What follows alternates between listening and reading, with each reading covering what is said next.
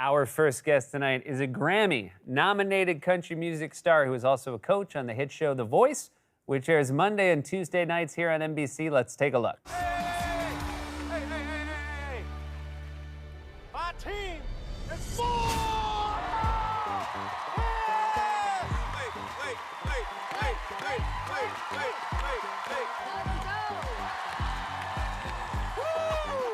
Doesn't work.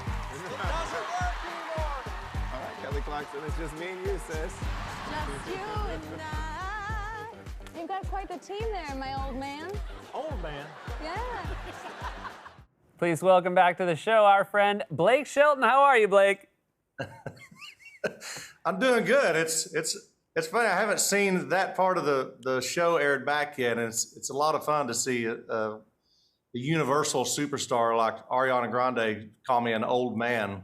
Yeah. On national television. That's great for my ego and confidence. Well, you've actually had some ego issues over the years. This isn't the first time that Ariana Grande has bumped up against your ego. There was a time where you guys put out albums on the same weekend. I know. Hey, I reminded her of that. It was like, that was in 2016, and I don't know, one of her huge albums came out, and I had a project I was putting out called If I'm Honest, and we were so excited about it. And I remember the week the album came out, I was like, what do you think it's going to, you always call your record label and you're like, what do you think we're going to do? You think it's going to be number one? And like, well, Ariana Grande's album comes out this week, but you could get number two maybe. So she took a dump on those dreams too. By the way, great monologue. I was sitting here, my brother-in-law was sitting off screen and you were mentioning about getting a sunburn on your taint. And it started a whole conversation about what's the difference in a chode and a taint. And we've been, and it's really, it's a great show, man, because it causes these conversations. Yeah, that's the thing. We like to get people talking about stuff that they wouldn't otherwise talk about. Yeah. A brother-in-law, of course, is one of the many beneficiaries of getting married, and I want to say congratulations because since the last time we talked, you officially tied the knot with Gwen. We did, man. We did it back in July. And Gwen and I, we agree that if we're going to pull off the ultimate publicity stunt, which is what this relationship is, then we wanted to follow through, man, and go ahead and get married because, the next season of The Voice was coming up and we're team players for NBC, which I am. By the way, I am your boss now. You are my boss, deservedly so.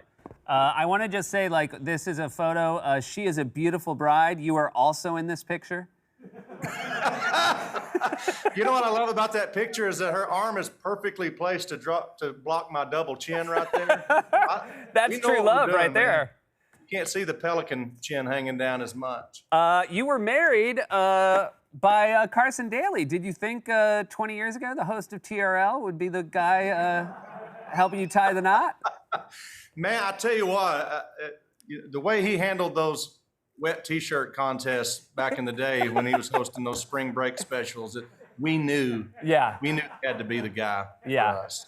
Because those things can get pretty hairy. If he can keep his cool there, he's the right guy for your big day. He was. I don't know who was more excited. When we called Carson, I mean, we were a little bit nervous to even ask him because the guy is so. I mean, he's so busy. I don't even know how he does. He has a radio show. He has the Today Show.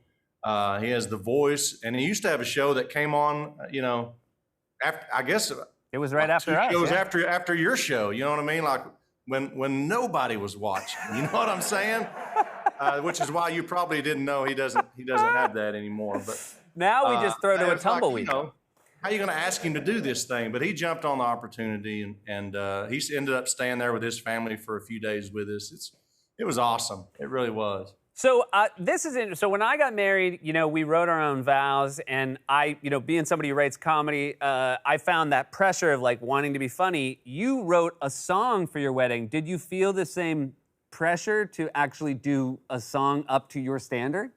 What? I didn't feel pressure because she didn't know I was going to do it. So I felt like, there's really no bar, to set right here. But we agreed that we were going to, and it was Carson's idea that we should write our own, vows or whatever. have this piece to say before we say I do. And Gwen is she is constantly on my ass about I should be writing more songs. How come you don't write more songs? You know, and I have gotten lazy about it over the years. And so I decided, well, you know, I'll step up and come up with something. And so I did it. And we're putting it on. I'm putting out a deluxe version of this record that we have out now, and we're going to put it on there. And so I'm excited. I'm excited for people to hear it. You know, a lot of people ask me about it since they found out that I did that, and so we're excited about it. I want people to hear it. I mean, my God, I married Gwen Stefani. I want everybody to hear that. I mean, that's the ultimate bragging. It's really good. Did you? I'm curious. When you were performing it at the wedding, was it an eye contact situation? Were you looking right at her as you were doing the song? I did. I had rehearsed it so many times, just you know, in the bathroom or when we weren't together or whatever, that I really had it down. You know, the only thing I was concerned about was breaking the bar stool that they had for me to sit on. That was literally something that was in my mind, like, oh, wouldn't that be great if I sat on this thing? But I didn't. I made it through. So. I'm very glad to hear this. This is you hit a milestone as well, the 20-year anniversary of, I guess, your first big hit, Austin. That's right. That was the mulleted Blake Shelton, who was not hanging with Carson Daly back in the day. Let me tell you something, man. That mullet was underrated, and I think it should come back. I don't know about you. Did you ever have a mullet or long? Is this as long as your hair has ever been right now? No, back in college it was very long. I could put in a ponytail in college. But no mullet? No mullet, no. Yeah. Well, you missed out, buddy. You missed out on all the action, let me tell you. You're coming up on 500 episodes of The Voice. This is the 21st season. It's been about 10 years now. And you get audiences back after some time away. It just must be great to have live audiences back for a show like that. We had them for the blind auditions this season, and that's the first time. And I guess we went 2 seasons without an audience, which was, you know, it wasn't fun. It's not the same, you know. But mostly for the people who are auditioning, because for us coaches, it's not about the audience, you know. In fact, sometimes it's a distraction for us coaches, but it's not as fun for, I don't think, the contestants not to have that immediate feedback, you know, especially if somebody doesn't make it onto the show, you know, at least they get the send off, like, you know, it'll be okay, you know. But nothing's worse than when you didn't make it and you have to have that silent, you know, walk off the stage. It's horrifying. And so having the audience back this season, it just feels so much better. It's music, you know, and so you want people to be there. And as the winningest coach, how confident do you feel going into... Oh, you're talking about me. Oh, you're talking about me when you say that. Yeah. Yeah. How confident are you right now, Blake? Well, you know, listen, Ariana she's a super talented, very sweet human being. My feeling is she's going to suck as a coach. Yeah. And Kelly Clarkson, I think it's kind of fizzled out, you know. There's too much Kelly on TV. I joke that NBC is nothing but Clarkson. People are tired of her. People are sick and tired of her. Yeah. And with John Legend, he's just so high all the time. I don't even know if he knows he's on TV, you know. And so I feel like this year is going to be a gimme for me, and I'm excited about it.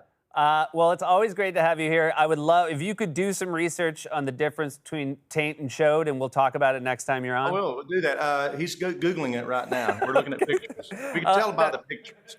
Hey, all the best, Blake. It's always great to see you. Thank you, buddy.